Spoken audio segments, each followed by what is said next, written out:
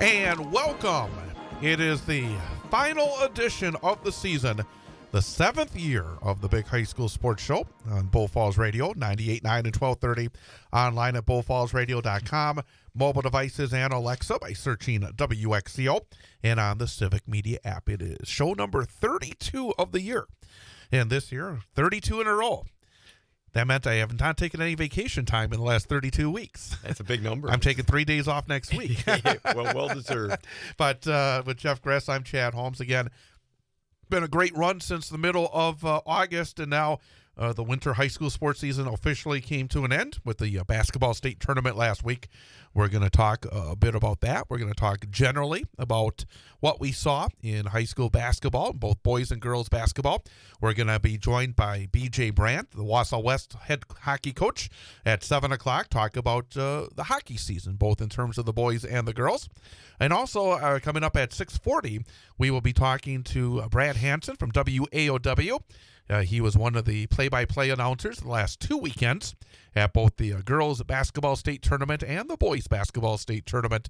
And I would say overall, the last 2 weeks had a lot of thrilling moments. I don't know whether, and I plan on asking Brad, who's been doing this for quite a long time, if this was the most exciting run of 2 weeks of high school basketball state tournament action. But boy, again, we had a number of really exciting games. Maybe not quite as many with the boys as we saw with the girls this year, but still a 4 overtime game to get things going on Friday, but buzzer beater on Thursday that I was standing right on the sidelines getting ready for my broadcast from. And again, generally, your thoughts, especially last weekend on the boys' side, did you like what you saw? Yeah, the games I was able to watch, or when you went back and even looked at the highlights for the one you were able to sit down and see, it was just, I don't know. You start off with, there's one that goes to 4 overtimes, and you're sitting there and you're like, and I actually, that game got done. And I went and checked a college game, and I came back. I'm like, oh, yeah, there's another game on. Yeah, 4 overtimes. You got a kid that's all bloodied up, too. Yeah. So, I mean, it was like everything was people like that there. shot. There was some text messages going off on the shot of the tooth getting loose and blood coming out. I really didn't take close looks at that. I'm not a big fan of that. Yeah, there's a lot going on there. But I just thought from a perspective of just, being an observer, a fan of the game, enjoying high school basketball, you got mixes of all that you wanted to see. You saw good teams, good coaching, competitive games, last-second shots, interesting matchups, kids step up when they needed to. Some incredible, when we break it down a little bit more, some records being set that I thought were just some outstanding numbers. And just a good weekend of competitive. The which you had a couple games that were lopsided, but that was just based on the matchups or a team didn't shoot well, whatever it may have been. But other than that, I just thought a lot to entertain you, which is what was tough off air when we were talking, that the crowds didn't look as good again. They didn't, and that's disappointing to me as a fan, because there's makings of great storylines and things that these athletes and coaches and programs and teams did so well. Just to be part of that, to get down there to win it, whatever it was, that I think they deserve the recognition from the fan side of having that atmosphere of that roar inside the gym when things are exciting. A little later in the show, I want to talk about that and talk about maybe ideas in terms of trying to get that juice again. And I think with basketball, especially the boys' side, we used to see, I think, some near sellout crowds, or even sellout crowds, have not seen that. And of course, I think again, the pandemic was a factor, but now we're past that, and ideas maybe on what we can do, and I think it's something we'll talk with B.J. Brandt about as well, because I was actually talking to Coach Brandt that I read an article on the Athletic website a couple of weeks ago about the Minnesota State Hockey Tournament, and they get 20,000 people in multiple rounds. I mean, it's just amazing. And again, Minnesota is the state of hockey. Yeah. But when you look at a lot of the different sports, when you get to the state finals, and I mean, you look at Camp Randall Stadium for football, and football is probably the most popular of the sports, but ultimately, you look at Camp Randall, there's not really a lot of people that come to those games. And now you look at some of the other sports. I think wrestling actually does a great job where they are able to fill up both the Kohl Center and the field house for individual and team activities. But I think a little bit later on, we'll kind of delve into maybe what needs to be done, maybe what areas, what groups need to be a little bit more active in terms of trying to as you say, I think anybody that is around it loves it, and hopefully we can spread that a little bit as we go into the future. Let's talk a bit about last weekend and the state tournament. We'll get more generalized with Brandt Hanson a little bit later on, but thought we would just kind of go over what we saw last weekend, maybe some of the highlights and what in terms of what you saw. The Thursday, we started off with Division III and Division IV semifinals. Division III, the first game of the tournament was a blowout, and it was like the girls' state tournament. The first game was a blowout. Number 1 St. Thomas More beat number 4 Prescott 68-45. Then in game number 2, it was a thriller. I got there. I went down there because we had the marathon game Thursday night, and I got there for the Kiel Lakeside Lutheran game. I got there in the first half. I spent a lot of the second half just standing near the sidelines and basically near to the end where Lakeside Lutheran hit the game-winning shot, just an incredible shot. I mean, it was really great defense. Kiel couldn't have done any better defensively, but Lakeside Lutheran beat Kiel 57-55. And then Thursday night, it was the Division IV semifinals, and number 1 seeded Marathon, a game that we had right here on Bull Falls Radio. A rough night for the Raiders. Never really able to get it going. Fell to number 4 Kenosha St. Joseph Catholic 46-37. And then another thriller in the second game. An incredible comeback. I mean, I haven't seen a comeback like that in a very long time, where Mineral Point's down by 7 points with a minute to go in regulation, and we're able to rally past Aquinas 62-61. So let's talk about those semifinals first. Division III, in the first session of the state tournament, 1 blowout and 1 very exciting finish. Well, and, just breaking that down, the final score sometimes doesn't reflect, because that Prescott St. Thomas More game, I think it was 46-41 yet with about 8 minutes left. But the end of the score showed that they beat them up. And then, all of a sudden, I will be honest with you, I was driving at the time. I did not see any of that game. Yeah, no, and I'm not trying to contradict No. I'm just painting the picture that it was tight for a while. It's good to know. But then, here's where teams get you. All of a sudden, there's a lapse on one side, and St. Thomas More just kind of goes off on a run. Their transition, but with their speed up the floor, made a big difference in that win over Prescott in those last 8 minutes. Just own the floor, and that led to that blowout. I think it was a 16-0 run right out of that gate, where it was 46-41. So that's a difference maker. You're not going to recover from that. With Lakeside Lutheran, I think you said it. That shot was incredible. The defense was everything you wanted. Kiel has been, I think they were undefeated up until that point, right? They were 28-0. Yep. And so everything's riding on the last play of the game, and the kid finishes, and it lived up to what it should be with the battle of some back and forth and their guards versus their bigs. Each team seemed to have a pretty good solid big guy, pretty solid guard, and Guzman hits that shot, I think, with about 1.5 left, and that's it. You can't recover. Sends them. But for them, give Lakeside Lutheran credit. They replaced. They lost in the state championship, I think, last year also, and they replaced all 4 starters. And to pop back there and have that, make it just as far, I think, with a lot of new players is good.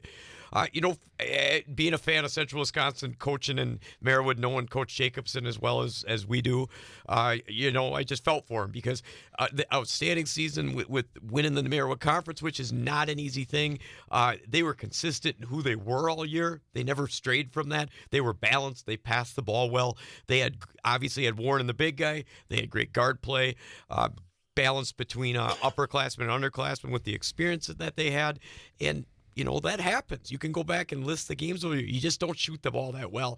They turned it over a lot, and that was, I thought, it was so unlike them. Well, you can get, you get spread out. You get a little nervous, or you get anxiety. One quick point there. When you talk about spread out, I thought what Kenosha St. Joseph Catholic did a lot of that game was they did use the size of the court. Yeah. They really did try to spread out Marathon. We saw their outstanding guard. Boy, he would start off 40, 45 feet from the basket. They would really try to use the court to their advantage, I thought. And as a coach, did you notice that as well? Yeah, I thought that was one of the big things, was the pace of the game was in St. Joe's favor, and they really spread it. And then, the thing that I thought was impressive, which you got to I don't like saying this because I root for Marathon, you got to tip the hat to St. Joe on the, when the Warren touched the ball, they were all over him. I mean, they came from everywhere. So that was a good defensive game plan on their part. And then the incredible part, they didn't sub until they brought those guys in at the end of the game. I think they played all 5 same guys on that larger court, which you would think naturally you would get winded. You wouldn't have the stamina to do that. So, you got to give them credit. And it was still, it was only 9. Let me ask you, tight. let me ask you something about that game that popped into my mind while I was doing it. And we had moments where there were long possessions. I found myself wanting a shot clock at times. I did. I thought, I think, again, for the most part, and again, you can't, I think, make decisions based on small samples. And I think for the most part, we rarely see where a game really is affected by a lack of a shot clock. But there are moments, and especially when you get to a point of a game where there's 2-3 minutes to go, where then all of a sudden they start taking and that's the most important time of the game. I thought there were moments during this tournament that there were times where I thought, man, a shot clock would be a good thing. Not a 30-second shot clock, but, boy, if you have 45 seconds, that's plenty of time to get a shot off. Yeah. And, again, I know there's a lot of different issues involved in getting it, but I thought at times that in that game it would have been a better game if we had a shot clock. Yeah, I agree with you. You know what? Some of the complaints that I get, my wife and I talk about this because, obviously you got to listen to your wife on basketball at some point. And one of the things she hates about the game is the fouls at the end. She's like, it just drags the game. Shot clock would eliminate some of that. That would help in that strategy because there's not really another strategy if you're down and you need the ball back and you got to do it fast. You got to go hack somebody and get them to that foul line or get them to turn it over or something where you can get some pressure on it. The shot clock would help that factor of maybe taking away that. But I felt like that too when I've seen some games in the last couple of minutes. Like, man, let's get going. Let's keep the foot on the pedal. And the air comes out of the ball, and it's a fair strategy if you think you can win it that way. And it's nothing wrong with it. But there's moments like that. There's so many other sides to it where the shot clock would be very difficult to implement, I think. But I think it's always up there for discussion. Always a thought that could this make the game better? And if it could, I think it's something that should be looked at. I'll jump to the Mineral Point Aquinas game. Sure. I get excited talking about that moment because in minute 9, whatever it was, Mineral Point came back. I turned to that and I told my son the game's over. This one's done. Many people, I'm sure, turned it off. Well, I'm so happy I didn't. I mean, it was fun watching that happen. And if you had heartbreaking for Aquinas, when, for Mineral Point, hitting shots, creating turnovers, getting the ball back, making something happen when you're technically probably counted out at that point. And most teams probably in their heads maybe, but that's the idea down at the state. You got nothing left to go because it is your last time on that court if you don't do what you need to do. So for them, to hit that 3, almost as time's up, I think Aquinas they turned the ball over on one play there at the end, but that 8-0 run in the final 70 seconds of the game or whatever it was made a big difference. And that 1,000, the kid's name is 1,000, I believe, that hit the 3, ended with 27 points and hit that big shot to go ahead and take that 62-61 lead.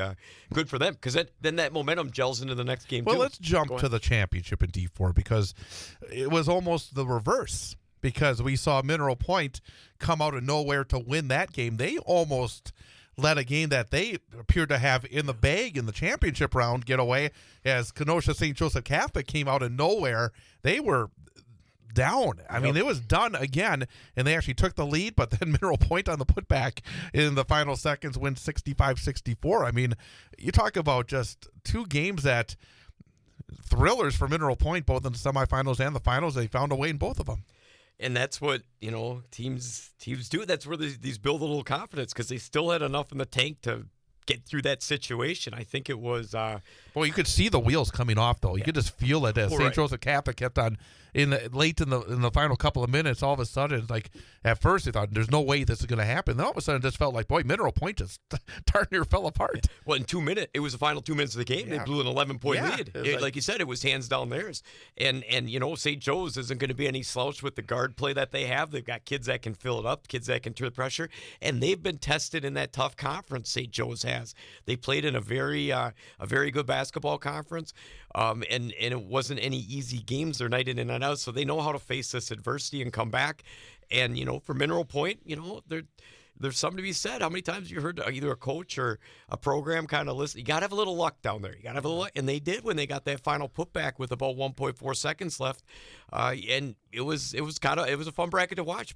Mineral Point hit, I believe, 24 3-pointers in 2 state games. That's a lot of threes. That's, and then for St. Joe's, no factor in 2 years where they came up in second place, and I think they did it both years as the 4th seed. So you got to give them credit there. And let's talk about the D3 championship game in this part of the discussion while we may as well go division by division, make it simpler. St. Thomas More, they came in as a significant favorite, I thought, and they showed why. And they were able to. Lakeside Lutheran, actually, I thought this was going to be a blowout, to be honest with you, and they kind of hung around, but in the end, it was just too much St. Thomas More. Right. And it was kind of like when I was mentioned that Prescott game. Again, it got down to 9. I think Lakeside Lutheran had the lead a little bit, and then bam, an 18-3 run. Right. And their speed and their defensive pressure and athleticism just comes out to be too much. And St. Thomas More kicks it into gear for, I think that was their first state title since the WISA days.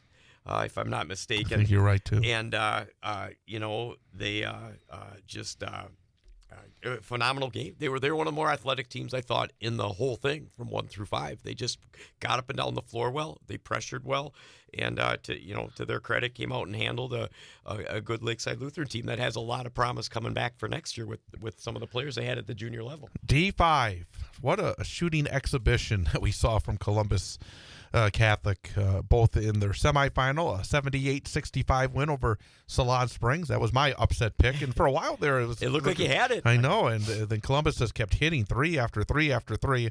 The other semifinal was much different. It was much more of a low-scoring affair, but Abundant Life Christian knocked off Alman Bancroft 42-37.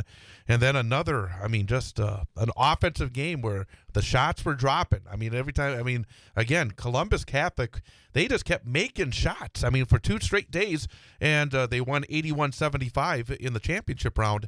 And I guess the thing that jumped out is a D5 team is so used to playing in these small gyms, and the way they adjust to be able to get into the Kohl Center, the sight lines are so different.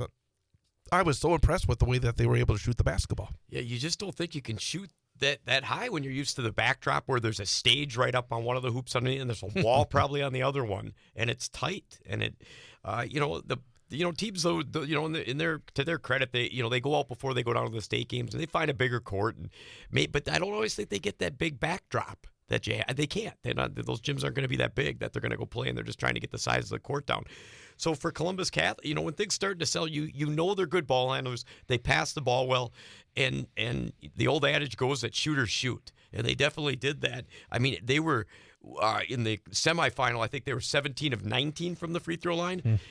This is just the free throw line. Right. And then in the championship, they were 21 of 22, and I think they set a record. That's a high, or that's low 90, 93, 92% somewhere in there. So they shot phenomenal. Plus the amount of threes they hit. They hit, I think, 13 in the semis and 14 in the championship. How you when you're trading 2s for 3s, it's just mathematically not going to work out. But Columbus did what they did, which they've beaten you on to Coach Konitsky and his teams. They handle the ball well. They pass the ball well. They get up and down the floor. And they're never out of anything because they shoot with this confidence that the next one's always going in, and you could see it. And when they have multiple kids that can do that, that's a dangerous team. One of the articles I read on the write-ups afterwards talked about how they have these used shoot-around machines, and they're just beat up, and they're constantly going off. Well, it shows, and that shows how well they were able to play down there. And congratulations for them. And I always forget because they're such a good team around here, and they win that conference, that's their first state title for the WIA part of it since they moved into that the public sector there. So credit to them and some phenomenal play and to that group of seniors and especially, again, like we talked about last week with what Coach Konitsky and his son, the challenges that they faced with family stuff throughout the season. It's just, kind of a nice moment to share and finish it all off when you go through some tough times. Division II ended up with a undefeated state champion. You got Wisconsin Lutheran, who just barely got past number 4 seeded Nicolay, 56-54 in the semifinals on Friday. Pewaukee beat West Salem 89-69, and then Wisconsin Lutheran made sure it was not as tight in the championship round, 83-62. 30 wins and 0 losses. That's not easy to do. That's just an incredible season. Well, and with Wisconsin Valley Lutheran. No, Wisconsin Lutheran. Or sorry, Wisconsin. Yeah, I always say sorry. You know where I live. So Wisconsin Lutheran. The thing that impressed me the most is in the semi. Did you see the end of that? Yes, I did. It looked like they were done when he tripped and fell on that sideline. I don't know. I think he was going to take it to the basket, and that was kind of the idea: get to the basket, get a foul, or he's such a good passer, dish it off. And Knipple slips and falls, and in midstream picks it up and hits the kid that flash to the basket, which again shows young players that hopefully are watching that the play's never done. Don't take time off. Don't stand straight up. Don't miss that final moment, because that's what happened for the defense for Nicolay. So they could have very well not been in that championship. And then Pewaukee, I thought the way they handled West Salem, I thought they were going for the four-peat. I mean, they played really well in that semi. There was not a lot of mistakes. Yeah. They came out and owned it, jumped the score at 15-4, and then they were up at half again by plenty. And to Wisconsin Lutheran's credit, just came out and finished off that season.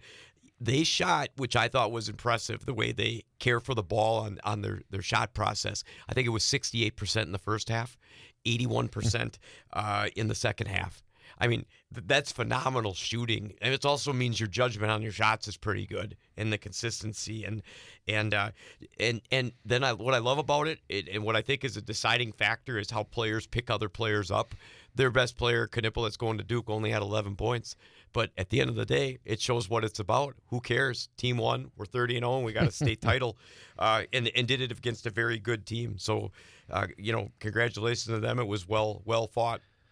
And then finally, Division I, 4 overtimes in the first semifinal. Arrowhead, number 1 seed, survived number 4 Neenah, 99-95 in those 4 OTs. Kettle Moraine lost to Marquette, 67-60. And then maybe, I don't know, was Arrowhead fatigued after Friday night? You don't know, as Marquette able to pull away 84-62 to win the championship. But I tell you, that first semifinal Friday night, amazing. I mean, an amazing game, amazing effort on both sides, go 4 overtimes, and really one of the things that it was so much fun to watch, to see who is ultimately going to be able to survive it, because Neenah just would not go away. Yeah, I thought they came out so very well in that game. What do you think? You watched enough games. You think one of the better ones you've seen over the one of the best ones? Well, you talk about drama. Yeah. I mean, you just talk about drama, excitement. Yes, the drama and teams needing to make shots, and they made. I mean, it wasn't a case where they would milk it down to a final shot. There were shots that were made to force extra time. It was there were shots that were made. It wasn't always about missing a shot. There goes the buzzer. We're going to go to the next level. No, it was incredible. And I like the way that those players stepped up, because every time it looked like a team got like they solidified it just enough. They'd have one stop or couldn't do one or one bucket here. The other team always responded and kept it tight. You just kept wanting it to not end and neither team to lose. I mean, they were shooting around to the camera guys at that point, and those guys are holding up 4s, and it was pretty cool to see, especially for Arrowhead. Neenah was up 12 and a half and looked like they were rolling and playing really well, and the Corso kid had another 30 points, and then it just went back and forth, and unfortunately somebody's got to win that, and Arrowhead pulled it out, and I think there was a fatigue factor.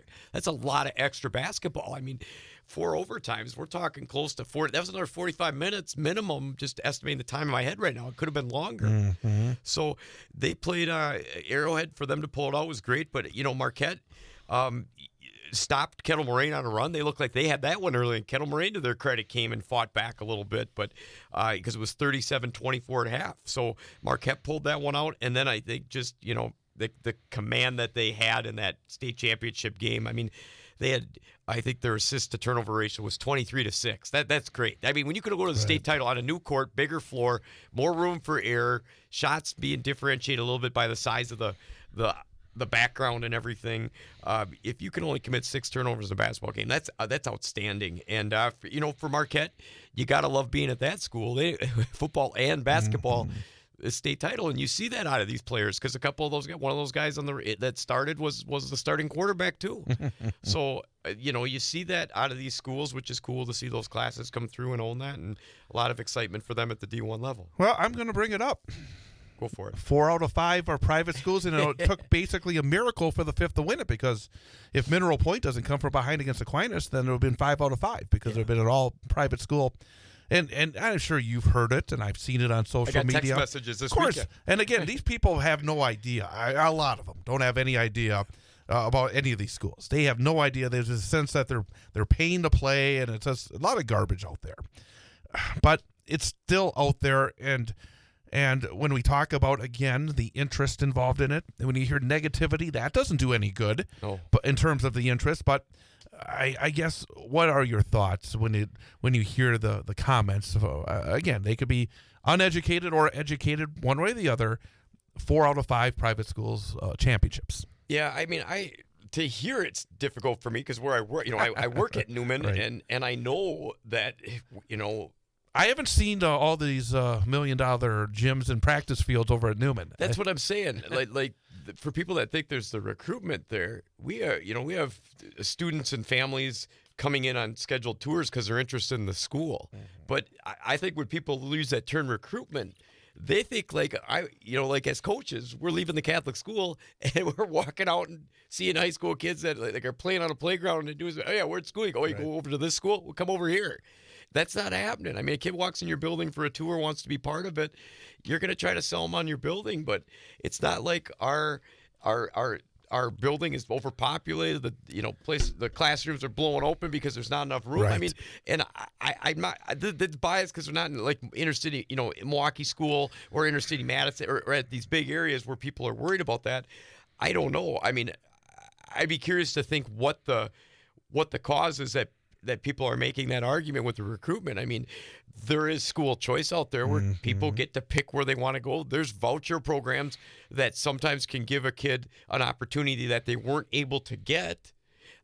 So I think there's a lot of positives to be had by people getting to decide on schools. I think the transfer rules have done a good job of keeping kids in check where you just can't leave a bad situation if you don't get the minutes or if things don't work out the way you want. You just jump ship. Like when I played, you could go from one school to another and back, and there's no penalty.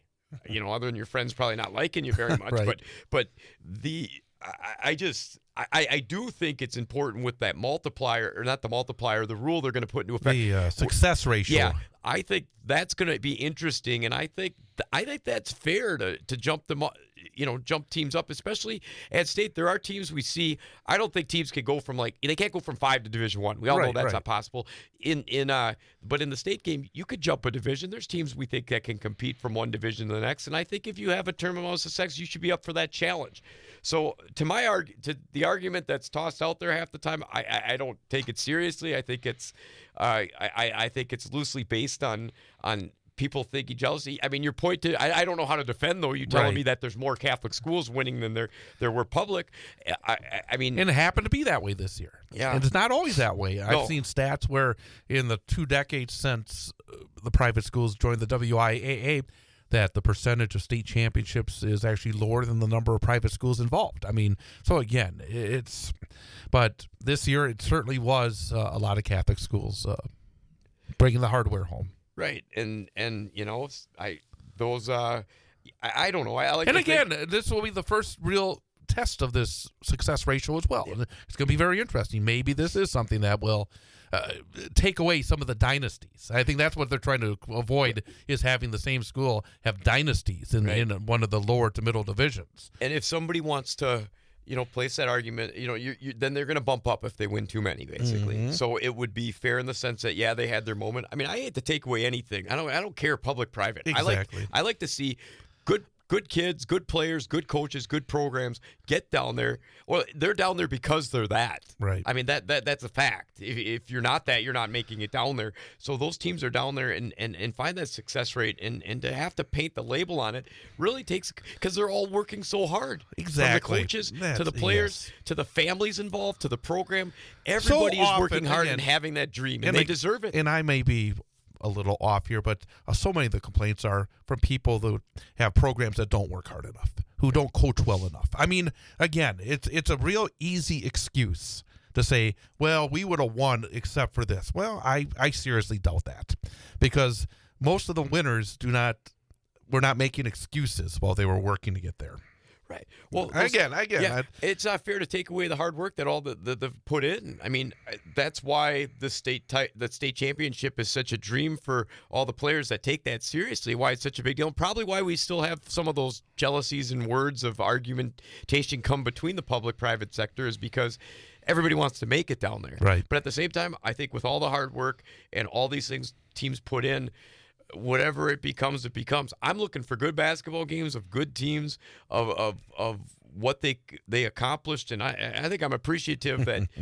And I'm just from a fan base. I'm appreciative that they got down there, that they can showcase the skill set we see and watch them war with each other. I'm not sitting there thinking until somebody texts me, which happened, let the public-private battle begin because some of the teams were knocking each other off. But thanks for opening up the door, buddy. But I don't think of it that way. No, and I'm at a Catholic school where I could favor one side or the other, and I don't want to. And it is a shame because I saw postings on social media during the weekend. Well, I'm going to root for them because they're a public school. I mean, let me explain something to folks. If that's the only reason you're rooting for somebody, then you got a problem. Yeah. Because you don't know anything about who the good guys are, who the bad guys are, who's working hard, who's not working hard. Again, if you're going to be that simplistic about it, well, good for you.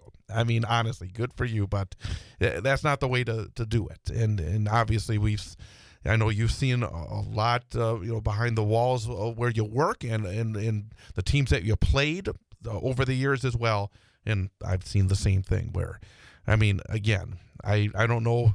I frankly don't know, say your school, going to bring them in and say, okay, this is what, you don't have all this. We just have the 6'8" kid from the city. But you don't have, it's like you bring them into that gym and say, well, okay, come on here. Yeah. I mean, compared to the facilities, again, you have other things to sell, but the idea of strictly athletics, I don't see it. Yeah. If you wanted to bear down on weight room size and newer equipment and number of baskets in a gym, there's certainly some public schools that are putting a lot of money into those kind of facilities. Yeah, you don't have that. And I'm trying to think of the teams I've coached over the years. Almost, you have a kid walk in the building every now and then that comes from a different situation that wants you out or in for some reason.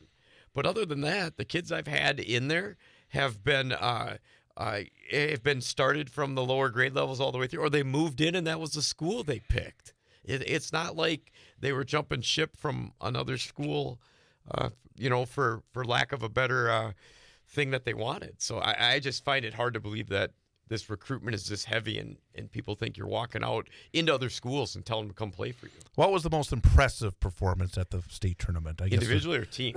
Start with team. Third team. Yeah, what team said, man, you were just that and again, it doesn't have to be who is the best team, but what performance, what team maybe played up to the highest level that they possibly could have?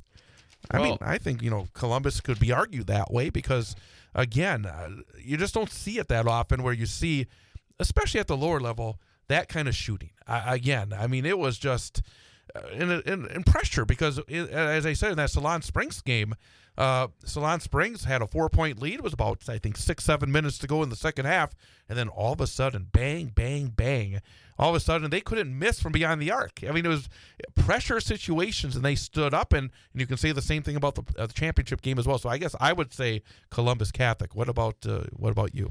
Well, my first one would be Columbus Catholic. I thought that just, they had, it showed. They had good senior leaders out of that group. Those were their key cogs in there. Those kids were all the three top seniors out of their three scorers were all player of the years in that conference. And I just thought that they were resilient. They looked a little shaky right away to start the Solon Springs, but that could be written off to getting your feet wet, getting a feel for the play. And then it was nonstop. They just kept that motor going. The pace, the transition, the finishes, the answering every time a team came at them. It was consistent. It was fun to watch. The other team, I thought that, if you want to say owned it, kind of went right through. It was Marquette. I mean, they held Kettle. Kettle Moraine made a nice. They got back something, but it was Marquette's game in the semi, and then over Arrowhead, who who played well against Nina to fight in that game. They just commanded that one, and I thought, not knowing a lot about Marquette, they just it was consistent. It was a good job of taking care of the basketball, polished in what they accomplished. So I thought, those were two of the teams. If you want to go with excitement, you can't go wrong with Mineral Point. I was going to say honorable mention because to win 2 1-point games at the state tournament, it's usually unheard of. It does not happen. I mean, and to do it in 2 different ways. The first way, and both those games were over in different ways. The first game was over. They were done because they're down by 7 points with about a minute to go. And then the championship game, it felt like it was over because they were double-digit lead late in the second half, and they saw it just slip away, and yet they were able to pull off the W in the end. I mean, you just talk about taking years off the lives of the people that support them. I don't know if you can top that. Well, what I like is one of the interviews I read out of, it might have been that 1,000 kid that hit the 3 in the semifinal over Aquinas. He, I love it when coaches go to the timeout and he's like, yeah, we don't run that play that often, or we've never run it. Coach just drew it up and he slipped the screen and hit the open shot. That stuff's great when it's the street basketball you're getting out of. I mean, I know everybody's got all their systems of go-to, but sometimes you just got to throw something there and trust the intelligence of your players and say, we're rolling on this. We win this, it's going to feel great. We miss it, at least we did everything. We got a nice open look, and that kid buried the shot. So I just think if you're asking for a special season to remember, even though the blood pressure gets driven through the roof, you can't ask for anything better and say we pulled out 2 1-point games, one that we were supposed to lose, and like you said, the other one that we could have played bad enough in those last couple minutes to lose, and we finished it off. So I love that that resiliency to fight all the way down to the wire, and I think that brings up a point, again, trying to get people to get excited about things. The learning lesson involved in the semi, you just never give up. You never stop playing. If at a minute 9 down by 8, it could be in the bag. You could be done. And those kids, it would have been done if they would have gave up. Yeah, and those kids didn't. And I just think those are the things that there's a life lesson that is going to carry forth for these guys for the rest of their lives. That just because of the moment down there. And that's what, sports in general should teach everybody if they participate in it. Coming up at about 7 o'clock, we'll be talking to B.J. Brandt, the Wausau West hockey coach. We're going to recap what happened this season in high school hockey, both on the boys and the girls side. And coming up next, we're going to talk to a guy that had one of the best seats in the house the last 2 weekends. Very exciting girls state basketball tournament, very exciting boys state basketball tournament, and did play-by-play and did some hosting duties for the statewide network. Brad Hanson from WAOW-TV 9. We'll talk to Brad coming up next about his experiences in Green Bay and in Madison. It is our final edition of the season of the Big High School Sports Show. Back in a few moments here on Bull Falls Radio 98.9 and 1230. What's your idea of winter fun? If it's hitting the trails after a fresh snowfall and you're thinking new snowmobile, it's time to call CCU. That's Clover Belt Credit Union, the leader in financing fun. If you're thinking new four-wheel drive vehicle to get you to the downhill slopes or the cross-country trails, it's time to call CCU. That's Clover Belt Credit Union, the leader in financing fun. Quick, easy loan applications, friendly lenders, and great rates make CCU the lending leader in financing fun. If your idea of winter fun isn't in the snow, maybe hitting the highway in a new motorhome is the way to go. Just give CCU a call. Financing for motorhomes and winter getaways. When you think fun, think Clover Belt Credit Union. What are you waiting for? Life's too short and winter's too long. Call CCU for your great rate financing. Dial 715-842-5693 or apply online or from your smartphone. That's Clover Belt Credit Union. Local lenders lending local money, keeping our community strong.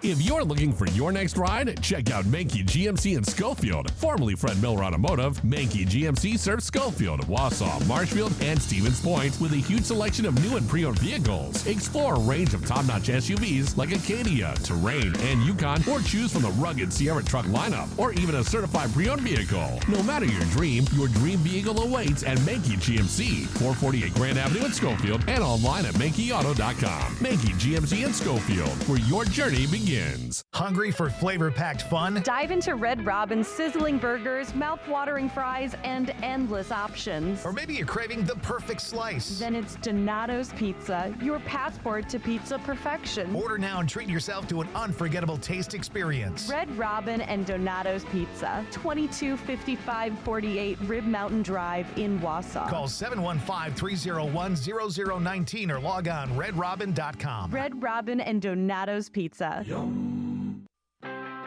We are the NFHS. That stands for the National Federation of State High School Associations. But really, what we stand for, together with the WIAA, are the 178,000 high school sports students in Wisconsin. And so we stand. We stand for the runners, soccer and basketball players. We stand for their coaches, administrators, and officials. We stand for the swimmers, football players, and wrestlers. We stand for the golfers, softball, and volleyball players. We stand as the national leader and advocate for high school athletics and all who participate in them and make them possible. Because it is our purpose to ensure that high school students get to play, perform, and compete together. To learn more about who we are and what we stand for, visit nfhs.org.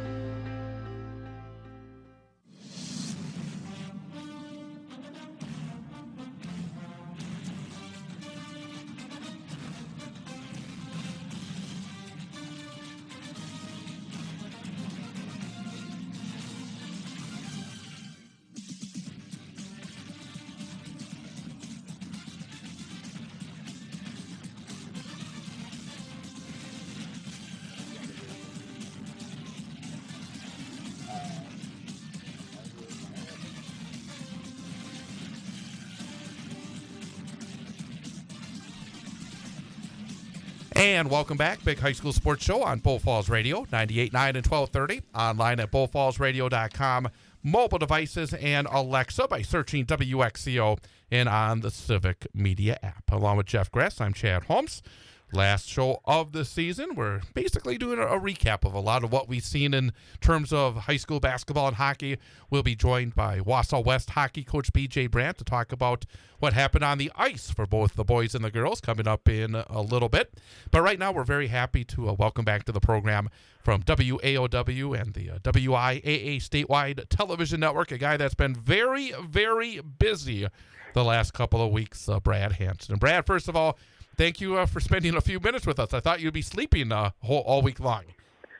Hey, I've been fighting off a lot of naps during the day, that's for sure. But happy to be with you guys. Hey, I guess to start things off, again, the last 2 weeks, you were at the state girls tournament over at the Resch Center in Green Bay a couple of weeks back. Last week spent the week in Madison at the boys tournament.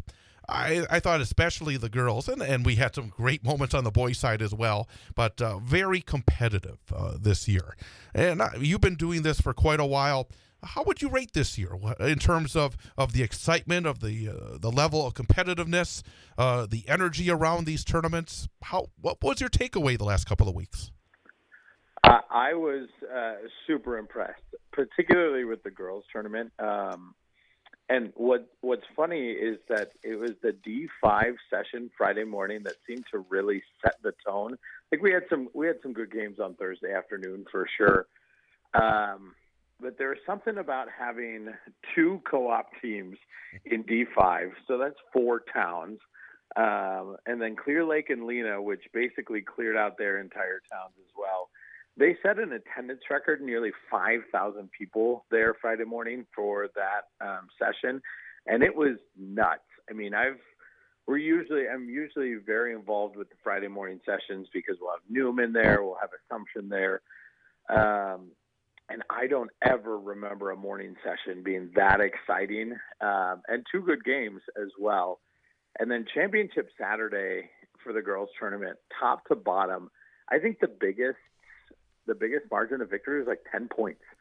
And that game was close until late-ish and then free throws, and I kind of got away from them. But, that was such a fun tournament. And then the boys tournament, started, for me, I thought started a little bit sleepy, but again, got a lot better as Thursday went on.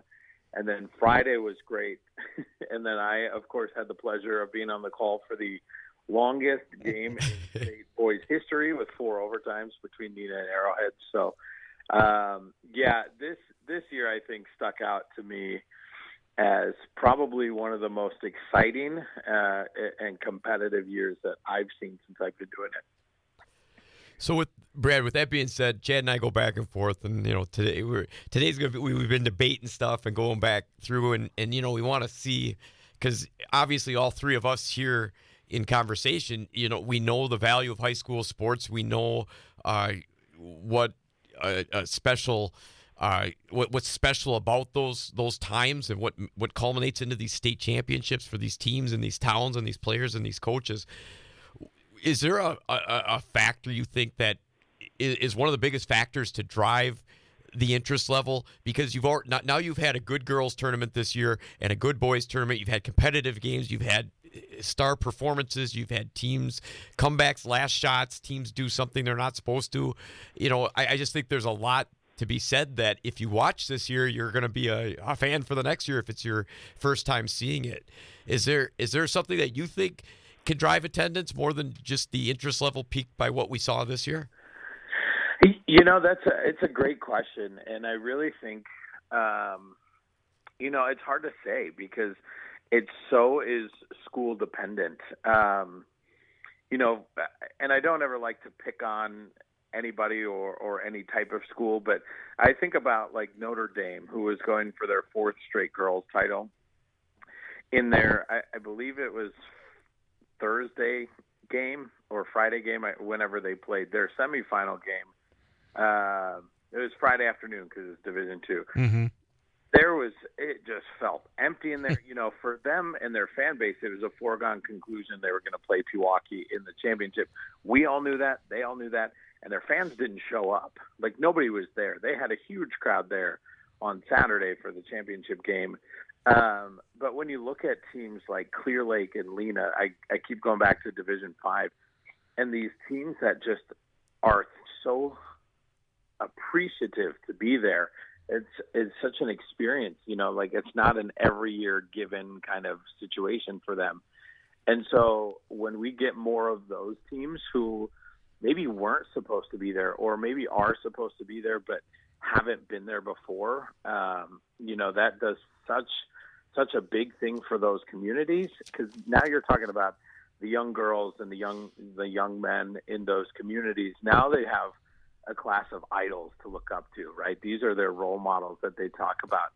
I mean, I don't know how many teams I talked to that said, oh yeah, we were in 4th grade when our team went to state, and we've looked up to them and idolized them and couldn't wait to come back and, give them, give our school and our community a chance to cheer for that. So there's, I think, a little bit of that, but what I think also drives it is we're seeing more and more stars. In the girls tournament, it's the Tyrion twins from Pewaukee, Allie Zabel from Neenah. In the boys tournament, Con Knippel from Wisconsin Lutheran playing his butt off, Mr. Basketball. Now we're starting to see, and I think this is kind of the rise of AAU and all these kids playing basketball year-round all throughout their lives, that we're starting to see some real star power at these tournaments. And there are people coming to see, I would bet there were a good chunk of people that came Friday night and Saturday night of the girls tournament just to see Allie Zabel play. And she was fantastic. So, yeah, I think it's probably a combo of those two things. And also, I think that we're going to start a bit of a new era with this success factor formula going into effect, where you're not going to see maybe as many dynasties, because if you have so much success, you'll be popped up a division, and that could be a positive, couldn't it? Yeah, it sure could be. I mean, there's pros and cons to that, right? Like, it's been really fun to watch Notre Dame and Pewaukee duke it out in Division II. I wouldn't be surprised to see both of them move up to D1. And are they as successful? It's hard to tell how they would match up to some of those D1 schools, but it certainly is going to make things a little bit different. And I think it'll probably keep the tournament a little bit fresher in that, even if we do see a Pewaukee make it back next year, they're going to be in D1 and maybe even more in the spotlight. Maybe that's even better for them. Those Tyrion girls can play, and their Janowski girl can play too. So it'll be interesting to see what kind of effect that has as we get down the road with it. Again, we're talking to Brad Hanson from WAOW-TV 9, who was on the call, was a play-by-play announcer, a host, part of the girls basketball and boys basketball state tournaments the last 2 weeks. Another question real quickly before I get back to Jeff. You talked about star power, and I think we've seen that with Caitlin Clark at the college level, where it's just revolutionized the game, and her and others as well on the girls women's basketball side in college. And we see it, I think, the same way when there's a superstar, whether it's boys or men's basketball. And I think over the last number of years, decades, in fact, there has been this idea of, when they've added divisions, of just getting more teams and from certain sizes or opportunities in that way. When I agree with you that whatever changes are made in the near future has to be about getting the best players there. I think sometimes in the sense of trying to get everybody involved, you lose a little bit of that superstar aspect. And it was not for a nice run by Allie Zabel and Nina in the sectionals this year, where they were actually the lower seed in the sectionals. She could have gone her entire high school career without getting to state. I do think that maybe there's going to be a little bit of a pendulum swing in terms of when you're thinking about any changes to these tournaments. Would you agree with that? Yeah, I totally would. And I mean, you're so right too about the Caitlin Clark effect. And I'm excited to see, especially on the girls' side, the boys' side has always been what it has been. We've always had from, I guess my generation is the Michael Jordan. The guys that are playing now, I guess, would be more LeBron James, Steph Curry. But they've always had those kind of superstars to look up to. I'm so old, by the way. Mine's Dr. J. So well, there you go.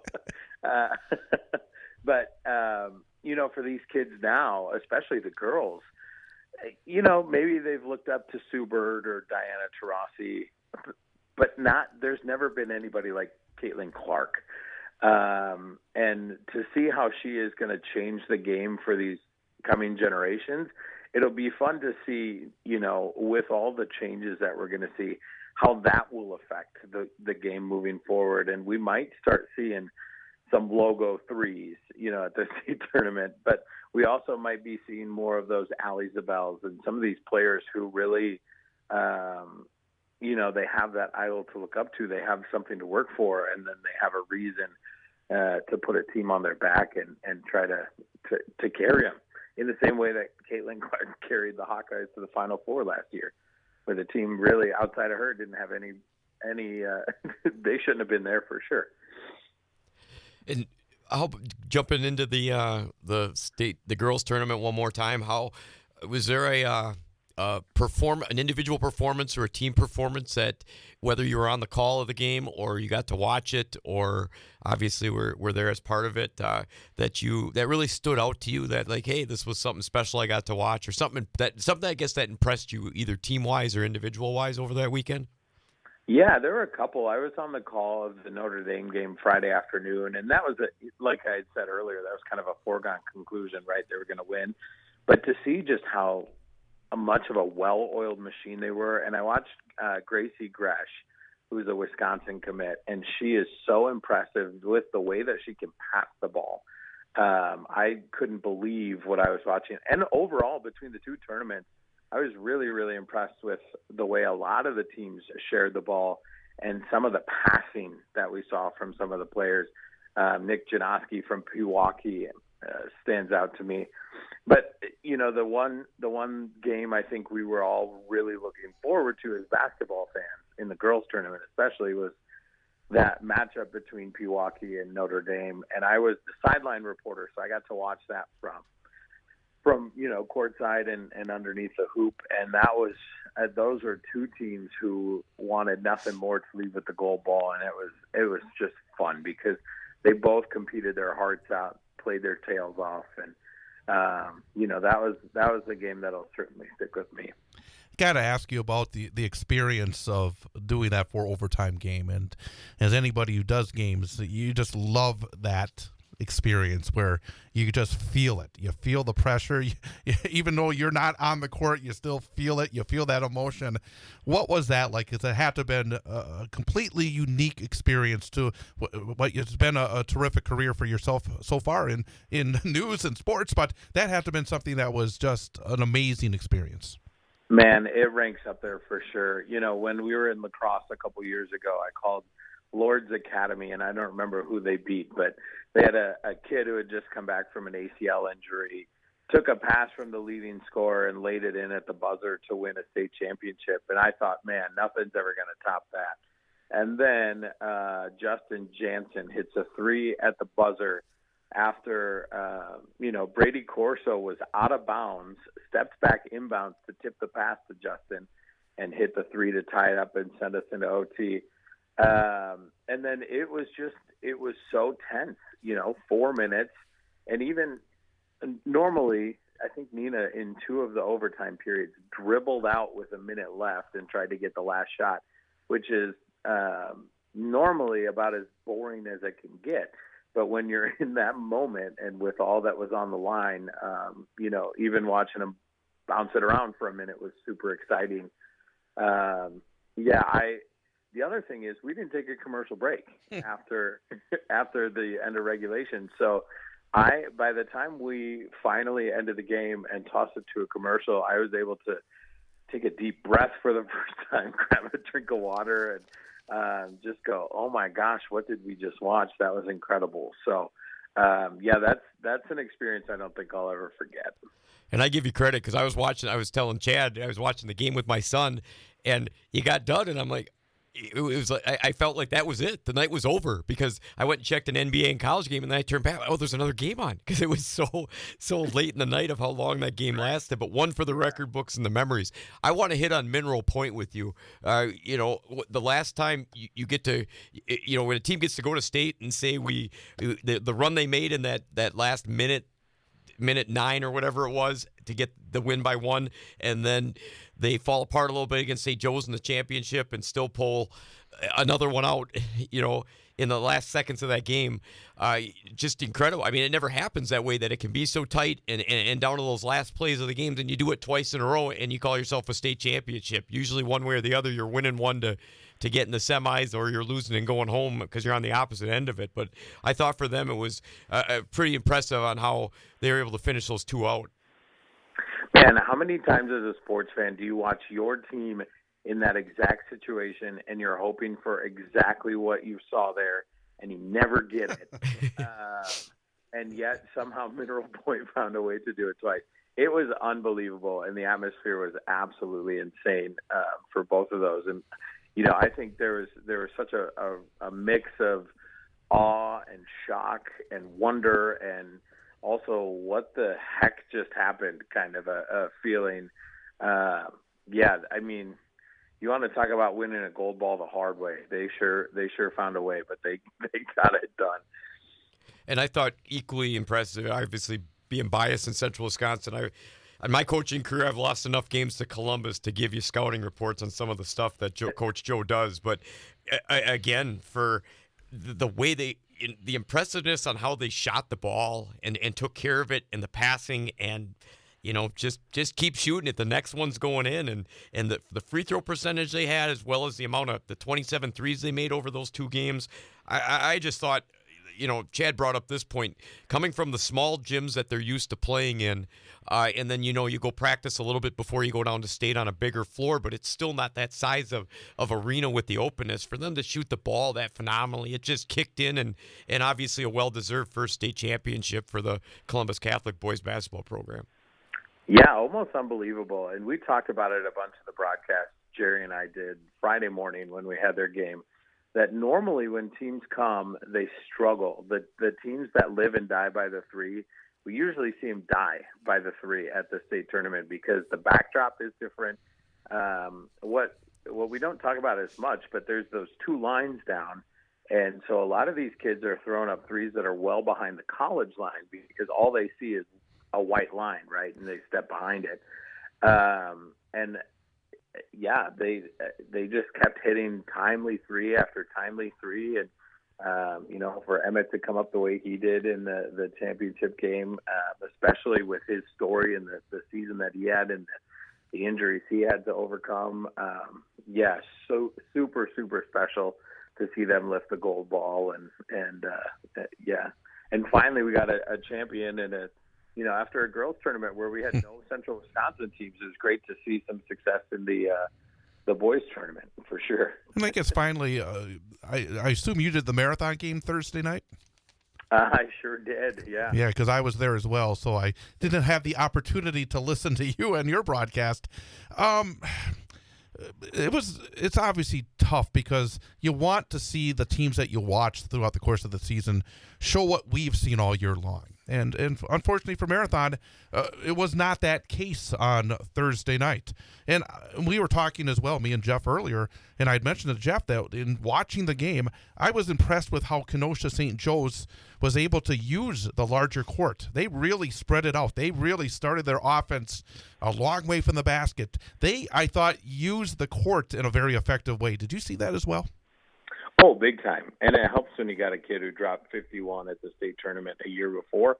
And he's a threat to score from anywhere on the floor. What I also was really impressed with from Kenosha St. Joe's was the way that they defended inside, particularly. The Garantula, as I was told he's called sometimes, they just couldn't get him the ball in a good spot ever. I think he got positioned 2 or 3 times, and those 2 or 3 times he scored. But, otherwise they had him bodied up front and back, and they threw a lot of passes in there that they shouldn't have been throwing in there. And it just seemed like they couldn't find the adjustment to get him going.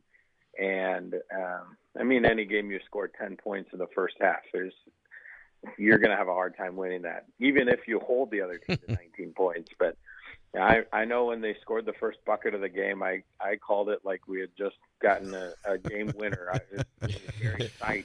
I was wondering if they were going to score ever as well. I mean, it's like, right. I think it was more than 6 minutes and it was still 0-0. I think we had a couple of timeouts. It was still 0-0. It was like one of the oddest starts that I can remember in quite a long time. And I imagine it was the same for you. Yeah. I think you're right. 6.5 minutes almost exactly before we got our first points. And even then the buckets were slow to come. It's not like it opened the floodgates or anything. So, right. Yeah, those games are tough because you're trying to find enough to talk about, and there was a lot of slow moving offensive possessions and misses, and so you're going, all right, what do I have supplemental here? What stories can I add in that are going to make the broadcast still entertaining? Because at this point we're trying to overcome a snoozer of a game on the court. Brad Hanson. Jeff has one more question. Sorry, one more thing. First off, appreciate the calls and the time down there on these weekends to showcase high school sports. What again, like I said, the three of us talking right now in this conversation know what's so special about the moment. So just that illumination of how special high school sports is. But in your opinion, your opinion, those 2 weekends you spend down there, what makes it so great? That hopefully somebody listening right now can be like, yeah, I want to check it out. I want to be a fan of that. That makes the culmination of these weekends such a special time for all the efforts of those programs and what it takes to get down there. Yeah, this is something that when I came to Wausau in 2018, I was the sports director. Now I'm the news director, so I'm no longer on air. I'm in charge of 30 some people in our newsroom and making sure our day-to-day operations are great. But as I've continued to move around our operation, I continue to ask to keep this and keep these 2 weeks. And the reason is so simple. This is, for most of these kids, this is one of the biggest stages they'll ever be on in their life. This is one of the most meaningful experiences they'll ever have. And for most of them, it's the most meaningful experience they've had up to this point. And to be a part of that is just so incredibly humbling. It's so special. And, I take it so seriously, and our entire broadcast team does, because we know how meaningful this is. We know how much it means to the parents and to the grandparents and to the aunts and uncles and all the family and friends back at home who can't make it down.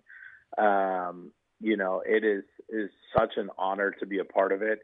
And it's the emotion that you experience, the heartbreak, the highs, the lows, everything in between. There's something every year that just makes you go, wow, how lucky am I to be a part of this? And so as long as I can, I'm going to keep part of this broadcast crew because it just means so much to me. And hopefully, our work through our broadcast shines through and shows how much it means to, because it's the same with everybody on our crew. We wouldn't be doing this and putting in the time and effort we do if it didn't mean anything.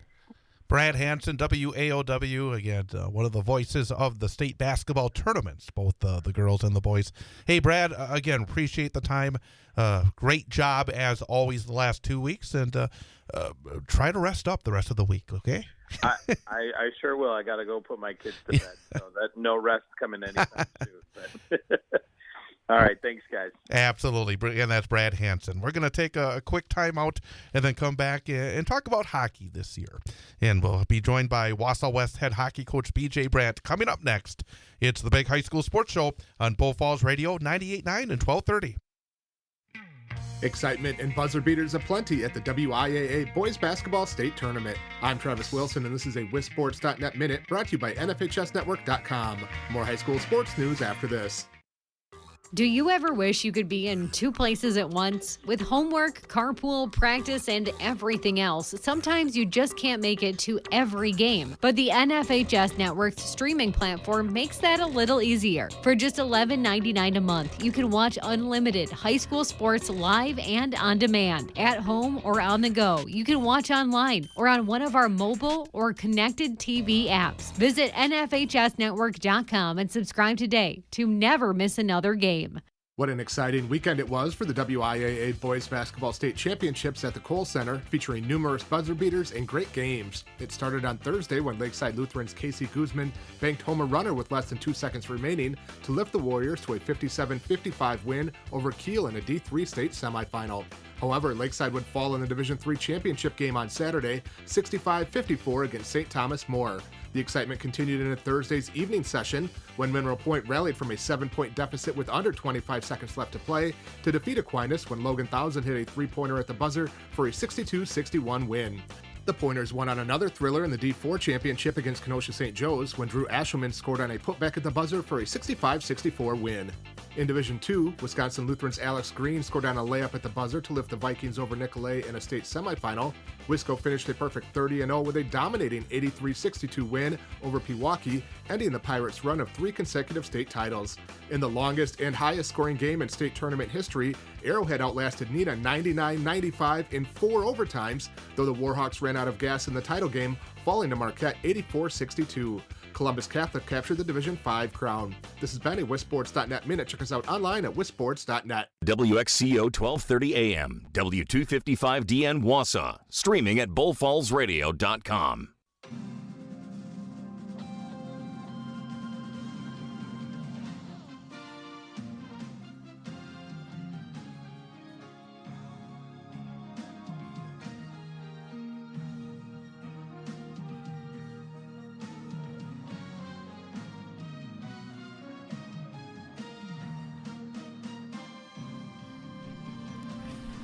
And welcome back. Big High School Sports Show, Bull Falls Radio, 98.9 and 1230, bullfallsradio.com, mobile devices, and Alexa by searching WXCO, and on the Civic Media app. With Jeff Gress, I'm Chad Holmes. Before we go any further, I said this is the 32nd week of the season for this program. I did some counting. We've had 36 student athletes on this year.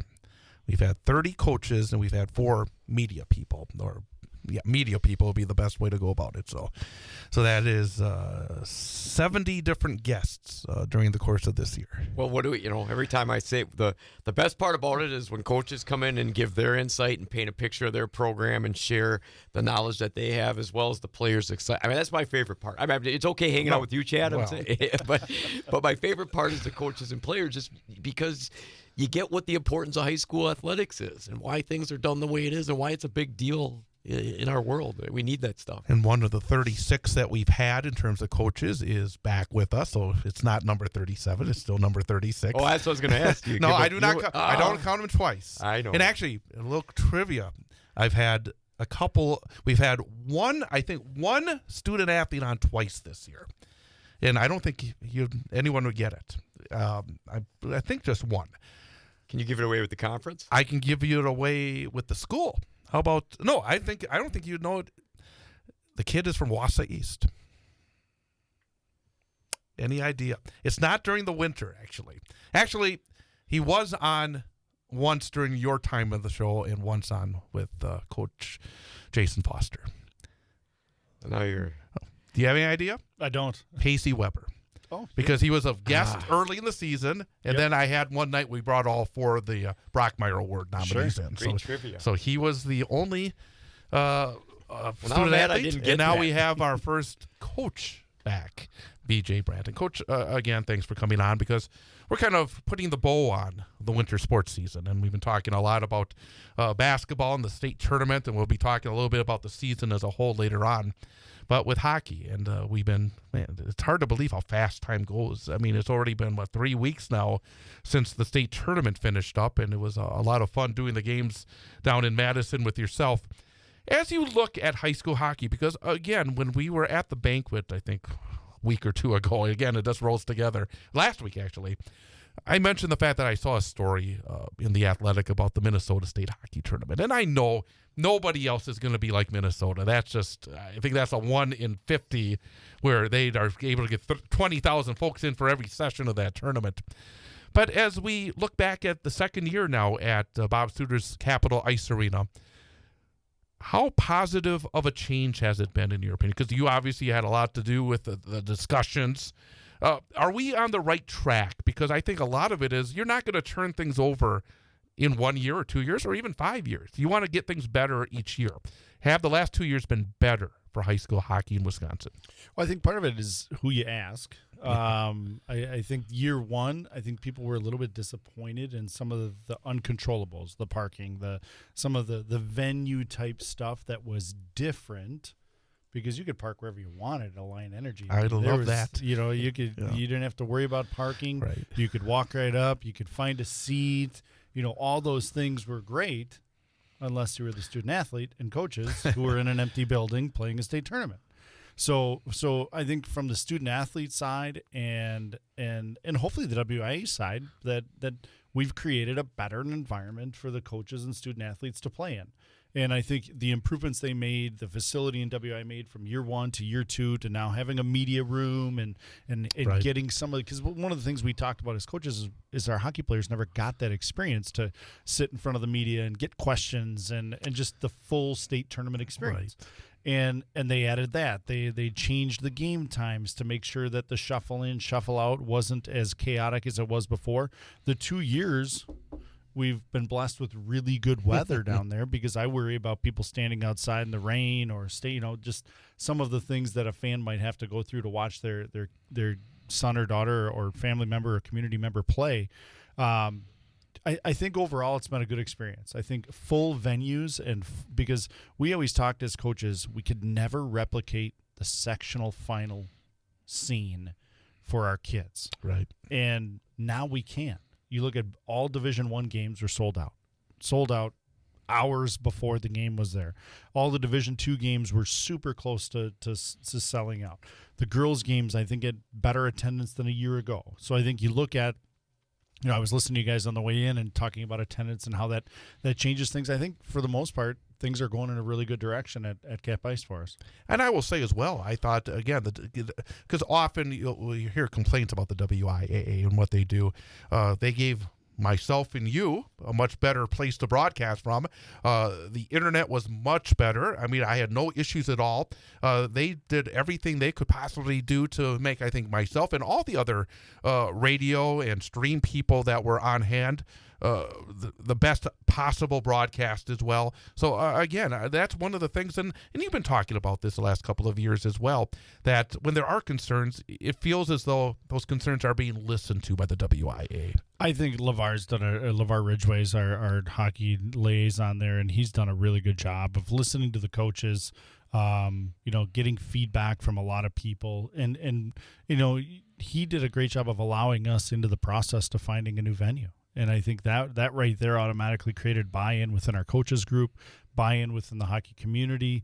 And it's funny, I just finished up my end-of-year survey for the Coaches Association and got to send it out tomorrow. And we talked about, there's some questions in there about venue. And when you look at everybody's like, well, why can't we do Resch? Or why can't we do Laban? Or why can't we do Panther Arena? And then what they don't realize is those events and venues have to want us. Right. And I think right now we're building a brand to make somebody else larger than the current venue want us. And that's where I think we're creating a great environment for the student athletes. I hope it's really good for the WIA. It seems to be. The coaches and players have a lot of positive things to say about it. The one drawback is Middleton plays their home games there. Mm-hmm. There's a high school team that plays in that arena. So there's that part for where I think the Madison people get a little bit grumpy about it.